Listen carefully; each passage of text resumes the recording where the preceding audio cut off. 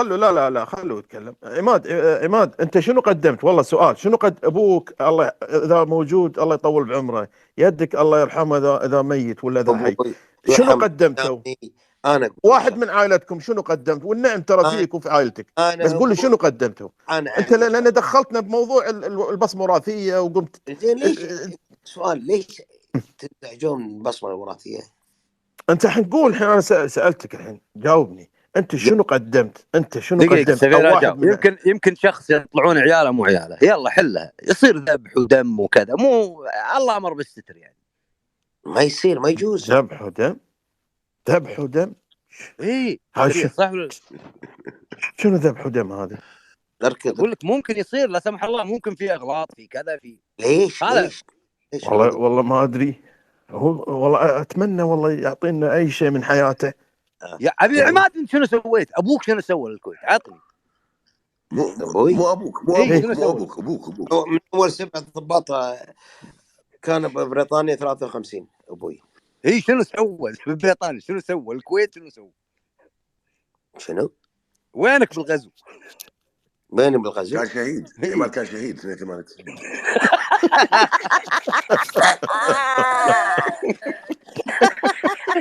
والله كان شهيد. هذا والله شك انا حتى عماد هذا مو اسمك هذا. والله اسمك مو عماد. اتحداك اذا اسمك عماد صدق، اتحداك. لا عماد ونعم. عماد اعرفه. لا اعرفه. لا مو عماد. العائله والنعم فيها، بس الاسم لا مو عماد. بالله السفير، اقسم بالله اسمك مو اسم عضو او تجار، لا اسمك مو اقسم بالله السفير. عماد لا. اقسم بالله يا سفير. نعم. اعطني 3 أيام. عماد حافظ النشيد الوطني انت؟ مو مشكله. حامد اسكت. اقسم بالله يا سفير، مو انا اتكلم، مو انا. 3 أيام اذا ما خليك تتاسف وتعتذر اطلع من ليش اعتذر على شنو؟ قلت شيء غلط؟ بس تحدى اقول لك انا قاعد اقول لك شنو قدمت. انا اتحداك. لحظه يا سفير، انا اتحداك خليني اعتذر لك دقيقه. السفير انا اتحداك، انا الفنكوش اعطيك اسمي بالخاص واتحداك انت وغرفتك ومجموعتك ال80 انكم تخلوني اعتذر. اتحداك دز اسمك. اتحداك. اسمي احمد. الله. خل الفنكوش. انا اسمي حامد تركي حمود صالح ويا، بس اسمي معلن يا معود طير. ما عندك ما عند جدي. فنكوش حامد لحظه شوي. يا طولك يا عماد. يا حلو عماد. لحظه يا جماعه لا تشعل حديث. لحظه حامد تكفى. انا وياك حامد بوتركي، انا طارق عبد الرحمن رويه. تعال كلمنا، قول لنا شنو. قاعد يسجلنا، ترى قاعد يسجلنا، ديروا بالكم. خليه يسجل. كسنجر دعوه كسنجر. هذا قاعد يهددنا. عينك ما ادري. خلى ريال كيف ريال عنده قوه عنده حضور. انا باكر بفتح وياه مساحه خاصه صراحه. فنكوش بفتح معاه، انا معزم بس ان شاء الله يوافق. عماد لا هو ان شاء الله يوافق. هو طيب ويوافق. اي والله عماد بفتح معاك باكر مساحه، عطني وقتك المفضل. عماد مو شنو عفوا وعزيز. الله يحفظك. ابوك شو اسمه ابوك؟ ابو عبد العزيز. اذا عندك قوه ونفوذ وحضور امني او سلطوي او دكتاتوري، الله يخليك استر على الموجودين بالمساحه. ترى كلنا ندق هرن وجراسينا معلقه بعلج. وكلنا عنا غروض ترى، يعني ما في لنا حيل ندفع حتى فلوس حق المحاكم. ترى هذه مساحه حواريه للغشمره وللفاد. اما بدش موضوع امني و3 ايام راح تعتذر ما تعتذر، حبيبي هذا النفس الهتلري. انت مو قاعد مع جوبيز ولا قاعد مع هتلر. خليك من السالفه، خليك مع عزيز تحكي عدل وتحكي على قدك. لا هذا عباره والله عماد. احنا والله عماد دلعناك واعطيناك وقت واعطيناك هذا اخر شيء. هذه سوالفك 3 ايام. بسألك سؤال تكفى ابو علي. عماد بالذمه احنا قاعد طول هالمده نسمعك، وهذا اخذت نتيجه نسمعها منك. انا اعرف العلبان ويشيرون لنا العلبان. ابو احمد هذا العلبان كلهم نعرفهم يشيرون لنا. ما عمري سمعت انا منهم النفس اللي قاعد تتكلم فيه. اعتقد انت يعني ما ابي اقول لك تعار، ولكن انت اللي قاعد تسويه عيب اللي قاعد عار على العلبان اصلا اللي قاعد يتكلم فيه. اي والله على العلبان يعني عائله مكرمه كريمه. عائله تاريخيه لها جذورها ولها العلبان اللي بالعديليه. هذا قاعد لي الاخ 2023 يقول لي بعد 3 ايام اخليك تعتذر وين تنجر عشان يوم الاحد الحين ويكند. يبا إيه. احنا شوف لا كل اللي موجودين يعني كلهم. يوم الأحد نروح فيها اليوم الحين لحظه الساعة ابو كم؟ علي، 3 كل اللي موجودين اليوم الخميس الجمعة والسبت. اي والله موقتها الأحد يقول عادل. ايه هلا موقتها. اسمعني كلنا الموجودين هنا كلنا نشرف بعض، كلنا اخوان وكويتيين وكلنا وكلنا كل واحد يحط صالح على راسه، لكن مساله التهديد لا انت ولا اللي وراك ولا اللي اكبر منك يقدر يسوي لا يبا يتقشمه ما عليك. رويح يبا عماد حبيبنا، عماد كويتي وعماد حبيبنا وعماد واحد من يعني واحد عماد الدي ان اي ماله اخضر واصفر واحمر واخضر. اركض طارق، اركض طارق اركض ها. حامد بيابس تفضل ما ركضت. خلوه يمارس اسلوب التهديد. دقيقه يا جماعه. لا تفضل يا لملط. طارق ريح اخوي مني وفين يا حلي. ايه حامد بيابس تفضل. اسمعني هلا والله تدري قاعد اسمعك وانا ارجف. انت الحين عليت صوتك عدل. شنو؟ الحين انا 3 ايام حامد الحين كم يوم تعطيه؟ لا احد اللي بعده حامد بيابس. هلا طال عمرك. لا هلا طال عمرك. انا اسف لا طال عمرك. ماني طال عمرك. لا ماني طال عمرك. اسمعني لا قول. خله ابو يابس. تفضل. بيني بينك بالجابريه بس ان شاء الله. بس اطلع له بالطبله راس براس. الظاهر مرور الجابريه بيني بينك بالجابريه. شوف جابريه انت وغسان اخوان واعزاء وعماد. اركد حلو. ما ركدت. سؤال عماد اسمعني حامد. شنو جابريه؟ ان ما ركدت ما ركدت بداخل الكويت ترقص عليك. حلو خلي الكويت قبل لا ترقص علي. عشان يا عماد احنا اعطيناك زياده على وقتك.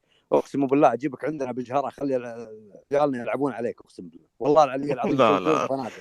لا تقعد تسوي لي نفسك انا اهدد وانا اسوي وانا اضرط. اعطيتك اسمي اعلى ما بخيرك اركبه انت واللي وراك واللي يتشدد لك. بلا افلام. يلا 3 ايام بخليك تعتذر. مين انت خليك تعتذر؟ خلونا الحوار لا ينعرج مره ثانيه يا جماعه. خلي الفنكوش خلي الرجال يتكلم على ريحيته وبالعكس. فيصل انت تبغى جار الرجال خليه يتحكى. الله يخليك حبيبي. هذا ما يدش عندنا بالجهره والله ما يدش. لازم خله ما يهددنا. فيصل شاب خلوق شاب محترم. خلوا ما عليه. خلوا عطوا المايك. خلوا يتكلم. خلوا عماد معاي. عماد حبيبي يا عماد يا كرويه تكلم. ابو شنو يا ولد يكثر ثلج العزيز مسكر وهو قاعد يسولف ترى.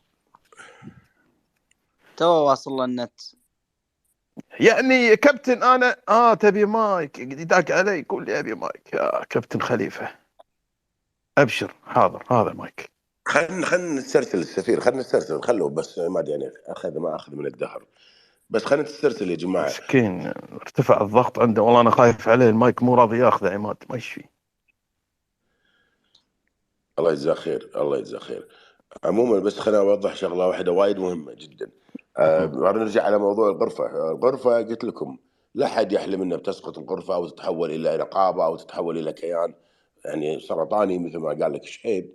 ولكن في نهايه المطاف احنا كان عندنا غايه وهدف ومقصد ان هذه الغرفه لا تملك ان تؤسس لرسوم تاخذ دينار واحد من جيب المواطن. هذا اللي يستحق ان نصفق له بحراره. غير الحكي هذا بالنسبه لي انا دخان ابيض. الغرفه قلت لكم كان تحالف موجود، وهذا التحالف سمى ما تسمى مشبوه وطني في علامه استفهام مع السلطه منذ ان وضعت الدوله تحت الشمس، يعني منذ تاسيس الكويت. فبالتالي يعني كانت هذه يعني نتاج يعني قلت لكم توأمه ما بين مؤسسه الحكم وتجار الكويت انذاك. فالواحد يتكلم بصراحه. لا تحلمون باسقاط الغرفه او نهايتها او الى اخره. نعم اهتزت جدران الغرفه من هذه الحمله. نعم قام صناع القرار فيها يستجدون الناس مثل ما قلت لكم امس. المدعو محمد الصقر طلع بكل جبروته قاعد على برج العاجي يقول الحقونا التجاره وغرفتكم ترى في خطر من هذا النهش اللي قاعدين نهش في لحمها. هذه كانت اكبر انتكاسه بالنسبه لي انا كمتابع للشان العام. او الشان السياسي او الشان الاعلامي. يعني ما عمري شفت رئيس غرفه تجاره يخرج بهذه الخنوع وبهذا المهانه ويستنجد في صحف ومنابر اعلاميه ونفوذ التجار اللي موجودين في الكويت، ويطلب منهم دعمهم والوقوف الى جانب الغرفه التي تتعرض الى حمله شرسه. ولكن انا عندي غايه وهدف ومقصد مثل ما قلت لكم، اي دينار ما يدش خزينه غرفه التجاره والصناعه، لان حتى الان احنا مثل ما تفضل الاخ يوسف العتيبي قال كلمه، الجمعيه العموميه لا حد يعرف مصروفاتها، لا حد يعرف ايراداتها، كان هذا كيان سري موجود في حبل الكويت. ما في كيان سري، هذا موجود يسمونه الحبل السري في ولاده الكويت. مو معقوله. اخوي حامد، اخ حامد ممكن اضيف لك على نقطه بس بعد اذنك؟ تفضل. زيد فضلك. والجمعيه العموميه انا حضرتها زين، وحضرت نقاشهم، هم يناقشون شنو المصروفات اللي تمت عندهم، وفي ميزانيه تقدم اكثر هذه الميزانيات على شنو؟ على معارض، على اجتماعات، على سفرات، على في مصروفات عندهم صحيح زين، مثل رواتب بعض الموظفين والى اخره. بس السؤال اللي انت يحق لك تعرفه، شاري يحق له يعرفه، اي احد يحق له انه يعرف الشيء، حال اي ميزانيه شركه. ليش ما اقدر اطلع هذه الميزانيه من موقع وزاره التجاره، مثل ما انا اقدر ادخل على شركه فلان، شركه الف، وادخل على موقعها واطلع الميزانيه مالتها؟ ليش ما اقدر اطلعها من الموقع؟ هذا واحد. اثنين، ليش علشان انا ادخلها كممثل شركه لازم اخذ اعتماد توقيع ودعوه مو تروح كيفك، لا لازم يقدم لك دعوه بعدين تحضر. شنو المعنى من هالكلام هذا؟ في شغلات ما اقدر اقولها، بس للامانه اذا غرفه التجاره ما يترتب او ما تترتب آلية عملها اللي بالكويت غلط شغالين. زين انا اسمح لي اخوي حامد ابو يابس، تسمح لي؟ تفضل حبيب قلبي، اي تفضل. تأدب كذي، حاضر كلنا نسمح لك. تفضل. عيد كلمتي طال عمرك. تأدب، كلنا نسمح لك. اتأدب؟ ايه نوعا ما. انا متأدب قبل ما اعرفك. لا ابو عبد العزيز اخو وعضد وسند، لا محترم رجل، خليه يتكلم. حامد اخوي واشوفك على وياه بس راسي ابو راسه وقاعد وياه اخوي حبيبي. طيب يا عماد داش انت تهددنا 3 ايام بتقل ادبك يوم احنا ما نرجع قلنا ادبنا، احنا ما قلنا ادبنا، انت اللي قليت ادبك وهددتنا. ما يصير. هددتك بشنو انا؟ انت تقول 3 ايام واخليك يا معود السفير ما قال شيء وقال 3 ايام. السفير اخوي، سفير مستعجل تبيها يومين يعني؟ يوم خلها لا باشر بس. يا جماعه خلينا نقفز بالموضوع، تكفون يا جماعه، خلي الرجل يتكلم. والله برافو عليه اللي تكلم من شوي. نقطتين اللي قالهم على غرفة التجارة من يوسف يمكن والنعم. اي والله العظيم هذا الكلام بغيت اقوله قبل شوي، سبحان الله سبقني فيه. فعلا النقطتين اللي قالهم هذول انا اشوفهم هذول اهم نقطتين.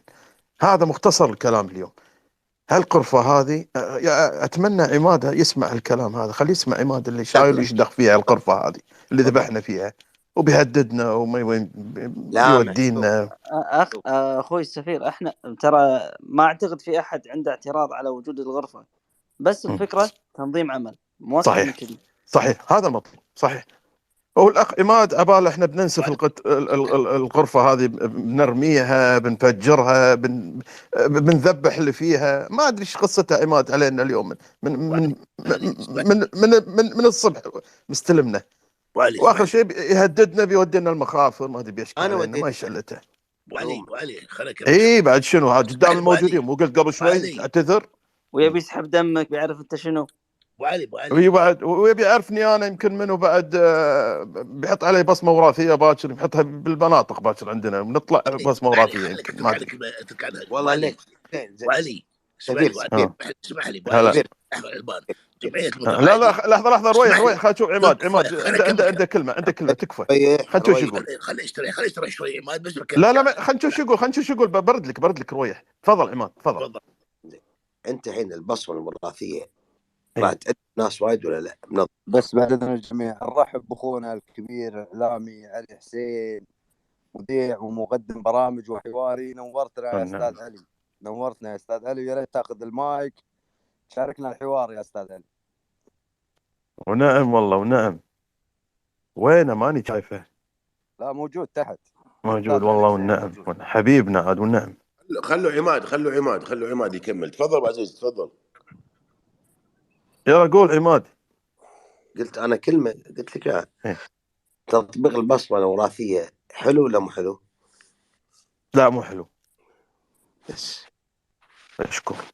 الموضوع. كابتن خليفه تفضل. كابتن خليفه انا اسف دقيت علي واعطيتك المايك. تفضل. والله يا اخوي السفير انا كل هالحكي ما يهمني، ولكن ما حد بس دير بالك لا تحارش عماد. الله يخليك كابتن ترى شكاي. حتى لو ابوي يطلع لا تسلم عليه شكاي ترى كيف. السلام عليكم جميعا. انا اقول السلام عليكم جميعا. هذا اسمي موجود كابتن خليفه المسلم. والنعم. واذا حد برغم خليفه المسلم اقناعي بعد. والله بحالكم الله يحفظكم. انا رجال مالي شغل بالحكي هذا كله، ولكن اللي يضرب بالوطنيه الكويتيه انا اصير دبوس ببلعومه. انا ما عندي فرق بين شيعي سني حضري بدوي، كلنا دمنا مشى بالغزو مع بعض. نعم فهمتوا يا جماعه؟ فارجو اي واحد يوقف بوجهه بكلامه عنصري لا يلوم لنفسه، لاني راح اكله. انا العنصريه ما احبها ولا اطواطنها ولا تدخل مخي.